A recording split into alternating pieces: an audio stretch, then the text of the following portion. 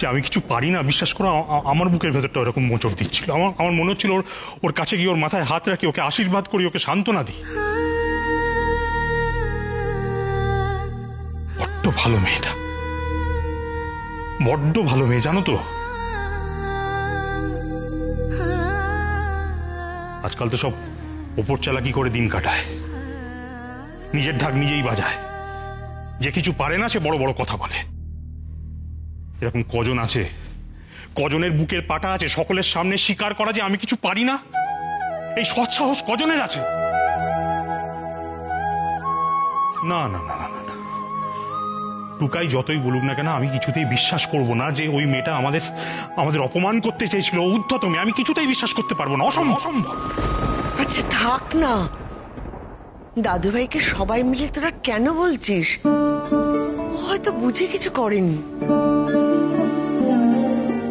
হ্যাঁ, আমারও তাই মনে হয়। টুকাই তো আর জেনে বুঝে ওকে এসব কথা বলেনি। টুকাইয়ের মুখ দেখেই বোঝা যাচ্ছে যে ওরও খুব খারাপ লেগেছে। তোমরা আর ওকে কিছু বলো না। বড় বৌদি, ওকে আমরা কিছু বলতাম না, বিশ্বাস করো, ওকে কিচ্ছু বলতাম না। ও তো যেন খড়গহস্ত হয়ে আছে, অপেক্ষা করে বসে আছে কখন মেয়েটাকে দুটো কথা শোনাবে। সকালবেলা কত কিছু হলো, কত কান্নাকাটি হলো, তাও ও শোধরালো না, সেই একই ঘটনার পুনরাবৃত্তি করলো। আর টুকাই, আমি তোকে সবসময় সাপোর্ট করি তো, কিন্তু এখন সাপোর্ট করতে পারবো না। তুই ভুল করেছিস। আচ্ছা, বছরের প্রথম দিন কেউ কারোর সঙ্গে এই ব্যবহারটা করে? তুই বল আমাকে, করে? তুই কিন্তু অন্যায় করেছিস, আর তার জন্য তোর কিন্তু উর্মির কাছে ক্ষমা চাওয়া উচিত।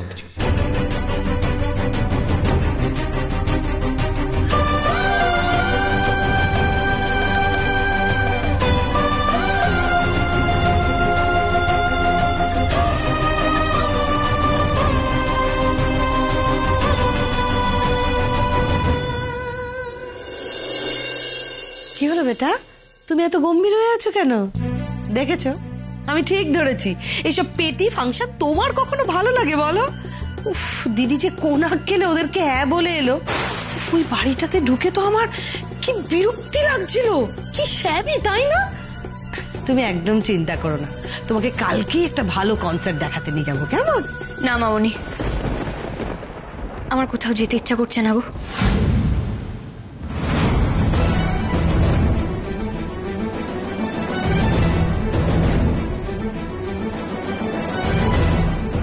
কি হলো ব্যাপারটা?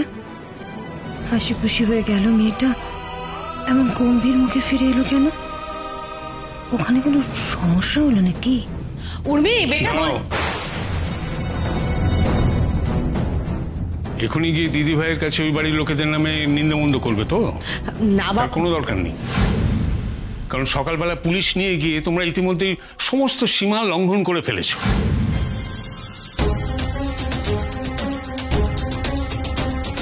এতবার করে বারণ করলাম, তাও বাবাকে জানিয়ে দিল বর্দি। ইচ্ছে করে বাবাকে জানিয়েছে যাতে বাবা আমাদেরকে কথা শোনান। বাবা, ওটা একটা মিসআন্ডারস্ট্যান্ডিং। হবেই তো, তোমাদের আন্ডারস্ট্যান্ডিংই তো গলদ রয়েছে। মেয়েটা বাড়ি ঢুকতে না ঢুকতেই মেজো বৌমা তাকে একগাদা নেগেটিভ কথা বলে দিল। এই করে করে মেয়েটা সর্বনাশ হচ্ছে। থাক না বাবা এখন এসব না না, বড় কথা। বৌমা থাকবে কেন? আমি অনেকদিন কাউকে কিচ্ছু বলিনি, কিন্তু আজ বলতে বাধ্য হচ্ছে। মেজো বৌমা পারলে এবার থেকে দিদি ভাইকে পজিটিভ কিছু বলো, না হলে বলো না। যাও, আর এখানে দাঁড়িয়ে থেকো না, তোমরা যে যার ঘরে যাও তো। আমার বড় বৌমার সঙ্গে কিছু কথা আছে।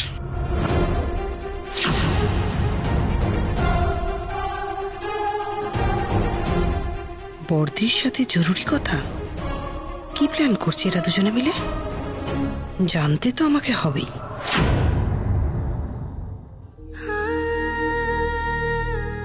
তোমার মেয়ে কিচ্ছু পারে না বাবা, কিচ্ছু না। সবাই হাসাহাসি করে তোমার মেয়েকে নিয়ে, সবাই ইনসাল্ট করে। তুমি আমাকে একা ফেলে কেন চলে গেলে বাবা? কেন চলে গেলে? এতদিন কাকা আর মামনি আমাকে বলেছে আমি নাকি সব পারি, লোক হিংসে করে আমাকে নিয়ে হাসাহাসি করে। আমি জানি কাকা আর মামনি আমাকে চিয়ার আপ করার জন্য কথাগুলো বলে, তবু আমি নিজেকে ভুল বোঝাতাম মামনি যা বলছে তাই ঠিক। কিন্তু আজকে গিয়ে আমি বুঝেছি আমি কিচ্ছু পারি না বাবা। আজকে উনি আমাকে সবার সামনে ইনসাল্ট করেছেন, তার জন্য আমি ওনার উপর রাগ করিনি বাবা। উনি আমাকে ওভাবে ইনসাল্ট করেছেন বলেই তো আমি বুঝতে পেরেছি আমি সত্যি কিছু পারি না। জানো তো বাবা, আমি আজ একটা ডিসিশন নিয়েছি। আমি ঠিক করেছি আমি আর কখনো তোমাকে লেট ডাউন করব না। কেউ বলতে পারবে না তোমার মেয়ে কিচ্ছু জানে না, কিচ্ছু পারে না। এবার থেকে যা করব মন দিয়ে করব। বাবা, তুমি আমাকে সোনা মেয়ে বলতে না, এবার থেকে আমি তোমার সোনা মেয়ে হয়ে দেখাবো। প্রমিস।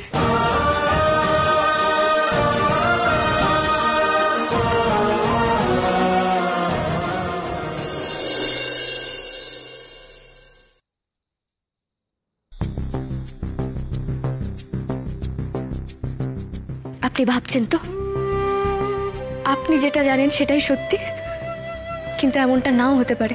সবার আলাদা আলাদা পার্সপেক্টিভ থাকে।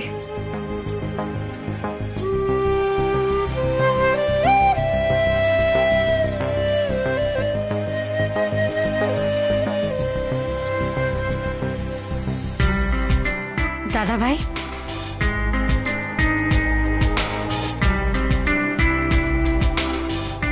খেয়ে নিবি চল। খিদে নেই আমার। খিদে নেই বললেই হবে? সবাই তোর জন্য বসে আছে। বললাম তো খিদে নেই।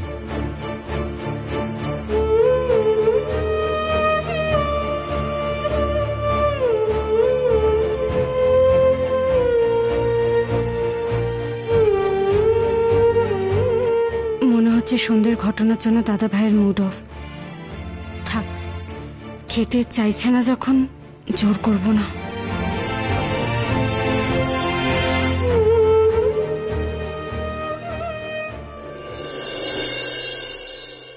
বাবা, আগে ওষুধটা খেয়ে নেবেন, তারপরে আমি আপনার কথা শুনবো।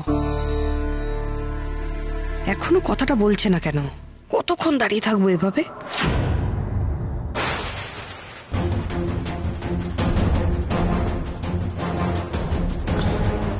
ও তুমি এখানে কি করছো দিদি? বাবা না বললেন যে বর্দির সাথে পার্সোনাল কথা আছে, ঘরে চলো। অলোক তোমাকে এর মধ্যে ফোন করেছিল?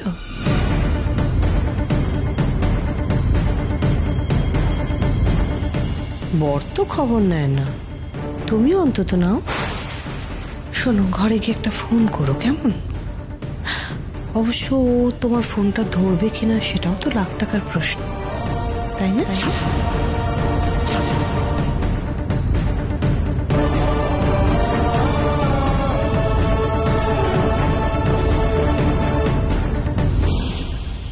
এই জন্যই বলে, বুঝলে বড় বৌমা, যা হয় ভালোর জন্যই হয়। আজ ওদের দেখতে দেখতে, বুঝলে বড় বৌমা, আমার মনের মধ্যে দুটো জিনিস একসঙ্গে কাজ করছিল। আফসোস হচ্ছিল, আর সেই সঙ্গে হচ্ছিল লোভ। লোভ? হ্যাঁ বড় বৌমা, লোভ। আমি তো আমার পরিবারটাকে অমন সুন্দর করে গড়ে তুলতে পারিনি। আমার বড় ছেলে দীপ শুভ্র, যার উপর আমি সবচেয়ে বেশি ভরসা করতাম, সেই তো অকালে চলে গেল। হীরক আমারই সন্তান, তবু কেন জানি না আমি ওকে ঠিক বিশ্বাস করতে পারি না। আর বাকি রইল অলোক। হ্যাঁ, সন্তানদের প্রতি ভেদাভেদ করা বাপ মায়ের উচিত নয়, কিন্তু আমি অলোককে একটু বেশি ভালোবাসতাম। ওর প্রতি একটু বেশি পক্ষপাত ছিল আমার। আমি বরাবর ওর ভালো চেয়ে এসছি, কিন্তু ও তো আমাকে শত্রু ভাবে, আর এই বাড়িটাকে ভাবে শত্রুপুরী। কেমন যেন ছন্ন ছাড়া আমরা। তাই বড় লোভ হচ্ছিল জানো, যদি কোনোভাবে ওই পরিবারের অংশ হতে পারতাম তাহলে বড় ভালো হতো। বাবা, আমি কি ঠিক ভাবছি?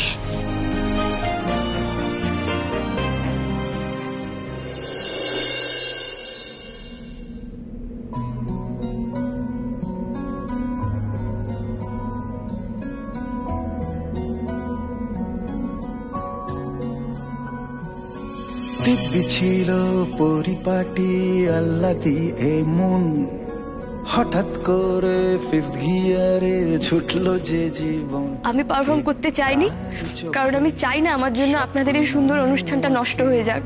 পাগলামিটাও সামলে রাখে ভর দুপুরে। যারা সেন্সিবল হয় তারা শুধু নিজের মনের কথা গড়গড় করে বলে না, অন্যের মনের কথাটাও বোঝার চেষ্টা করে। কে না জানে চলতে চলতে ভালো। আমি সত্যি কিছু পারি না, আমি গুড নাথিং। এই পথ যদি না শেষ হয়, এই পথ যদি না শেষ হয়। ছি ছি, না বুঝে কতগুলো খারাপ কথা বলে দিলাম ওনাকে। না না, আমার একেবারেই উচিত হয়নি এতটা রুড হওয়া। খারাপের দুপুর ছিল বসে রাখা রাখ, নোনা জলে ভিজলে বালি ফোটে জন্মদাগ। কে কার মনে স্বপ্ন বনে রূপ কথা দে গল্প শোনে। ভিন দেশে এক পরে এসে জানায় পরিচয়। কে না জানে চলতে চলতে ভালোবাসা হয়। এই পথ যদি না শেষ হয়, এই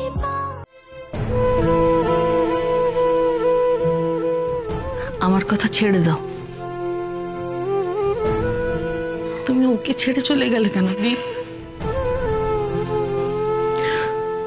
ও তো তোমাকে বড্ড ভালোবাসত।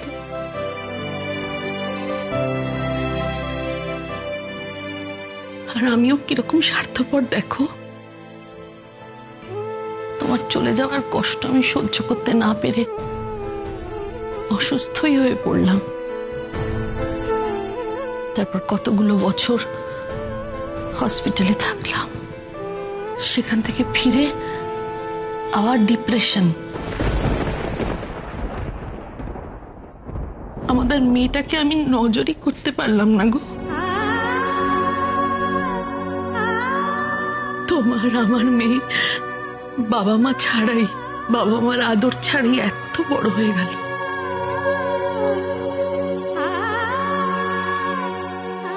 আমি যে ওর কষ্টের নাগাল পাই না দীপ।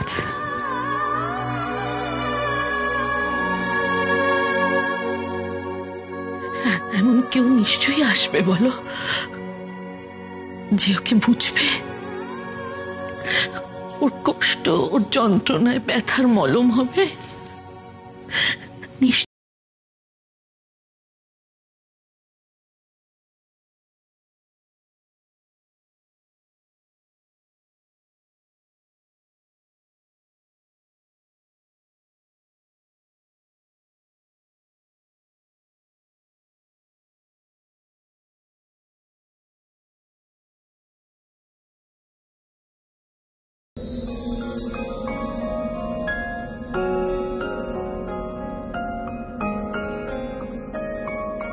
যত্ন করে তুলে রাখি মুঠো ভরা হাত, মন খারাপের জোনাকিরা জলে সারা রাত উড়তে গিয়ে। সেদিন আপনার গাড়িটাকে খারাপ বলেছিলাম বলে আপনি তো আমার উপর রাগ করেছিলেন, তাই আজ আপনার গাড়ির জন্য আমি কিছু গিফট এনেছি। তবু হঠাৎ ভর দুপুরে দক্ষিণ হাওয়া বয়, কে না জানে চলতে চলতে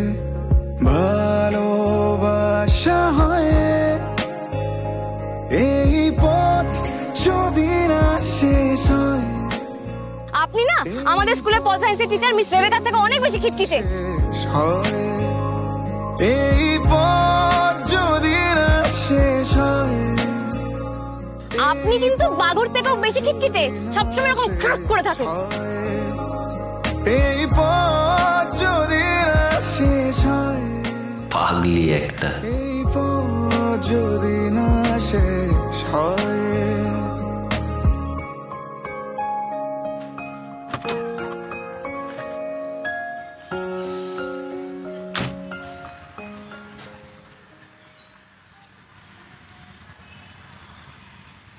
গুড মর্নিং।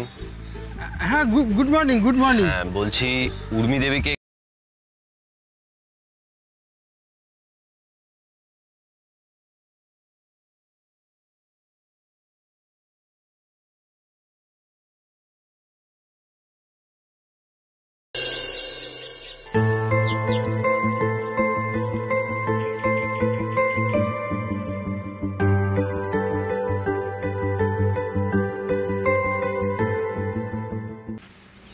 আপনি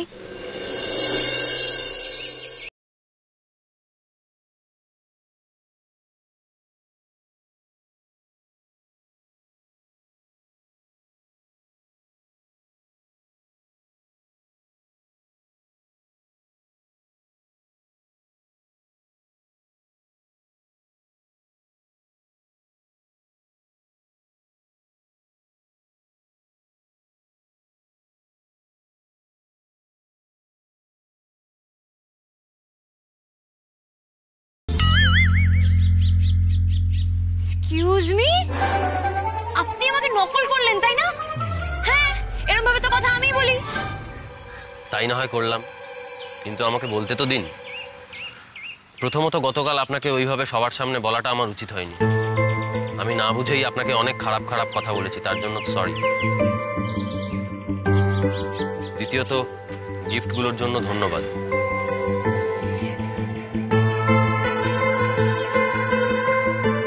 আপনার পছন্দ হয়েছে?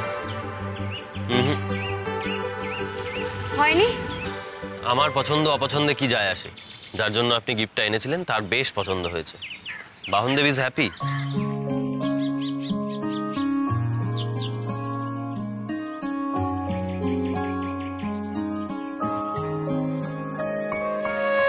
খারাপের দুপুর ছিল বসে রাখা রাখ, নোনা জলে ভিজলে বালি ফোটে জন্মদাগ। স্বপ্ন বলে রূপ কথা দে গল্প শোনে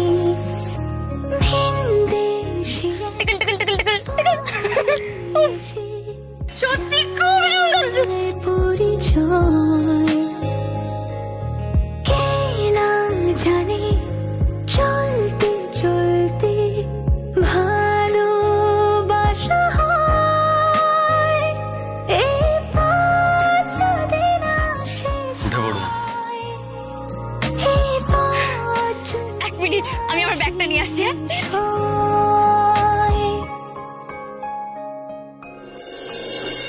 ওঠো, আরে ওঠো না, ওঠো তো তুমি। আরে কি হয়েছে কি? তুমি কি এরকম পড়ে পড়ে ঘুমাবে? সব তো হাতের বাইরে বেরিয়ে যাচ্ছে। আরে কি হয়েছে বলবে তো। উর্মি আবার ওই ছেলেটির কাছে গাড়ি শিখতে গেছে। আবার ও তোমাকে না বলে গেল কি করে? আমি অন্যদিকে ছিলাম আর ও জাস্ট কাজলকে বলে বেরিয়ে গেছে। এই ছেলেটা তো দিন দিন মাত্রা ছাড়িয়ে যাচ্ছে আর উর্মি তার সঙ্গে তাল দিয়ে যাচ্ছে। অবশ্য বাবা আর বড় বৌদি আশকারা দিয়ে চলেছে। না না না, এই ছেলেটার ব্যবস্থা করতেই হবে গায়ত্রী। তবে তার আগে উর্মির সঙ্গে আমাকে একবার বোঝাপড়া করতে হবে। কি করবে তুমি? মনে হচ্ছে এই প্যারিসই এখন আমাদের পথের কাঁটা দূর করে দেবে। কিভাবে? as soon as possible প্যারিসে পাঠিয়ে দেবো উর্মিকে। আর একবার প্যারিসে চলে গেলেই ও ওখানে মজে যাবে। তখন ওকে বোঝাতে হবে যে এই দেশে ওর কোনো ফিউচার নেই। এই মুহূর্তে এটা ছাড়া ওদের আটকানোর আর কোনো রাস্তা নেই, বিশ্বাস করো। এক কাজ করো, তুমি ফোন করো উর্মিকে ফোন করো তো, এক্ষুনি ডেকে পাঠাও। দরকার হলে আমি এই মাসের মধ্যেই ওকে প্যারিসে পাঠিয়ে দেবো। Good idea.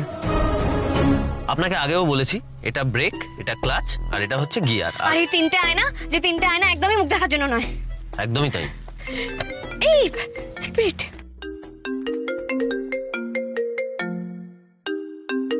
মামুনি ফোন করছে। খুব আর্জেন্ট কিছু?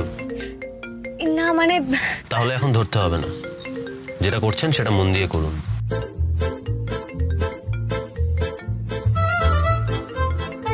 ঠিক বলেছেন, আমিও তাই ডিসাইড করেছি, এবার থেকে যা করব মন দিয়ে করব। একদম। বলুন কি বলছিলেন? তো এবারে আপনি? এত সাহস! উর্মি আমার মুখের উপর ফোন কেটে দিল। এর শেষ দেখে তো আমি ছাড়বো।